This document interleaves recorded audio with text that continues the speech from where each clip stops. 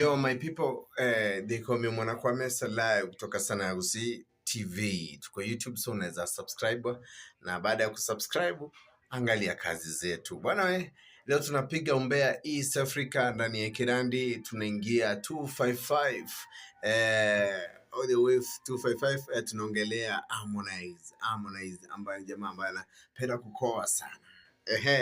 So huwa na Konde Boy baada ya kuandika Mtaje, ule wimbo ambao unaitwa Mtaje, Harmonize kuna vitu alimention, akasema ameishi kwenye lango yake. Yaani mtu anakuja anakaa kwenye gate anasubiria mama atoke. Lakini sasa walidate, ndio walidate, na wakasukuma maisha, ikafika mahali wakatelekezana, wakaachana kabisa. Kajala na Harmonize waliachana, ndio. Tumesikia ukimya kidogo kuhusu Harmonize, amekimya kidogo, kumbe kijana bado karudia pale pale.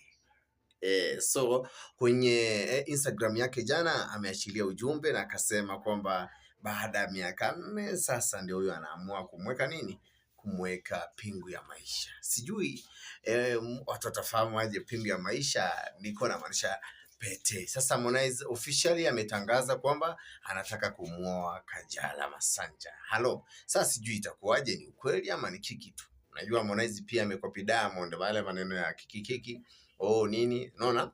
So lakini wamepiga picha mpya na wameiposti pale Instagram. Mimi kama Mwanakwamesa nilikuwa live pale na nikaona kweli jamaa ameweza kupost. So guys, let us see.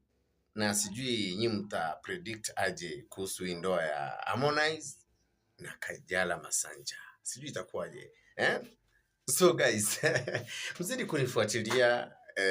kunifuatilia na muweze kuangalia kazi zangu. Otherwise, hapana wachia picha yenyewe, msije mkasema Nyenta anaongea tu kuongea. Hapana.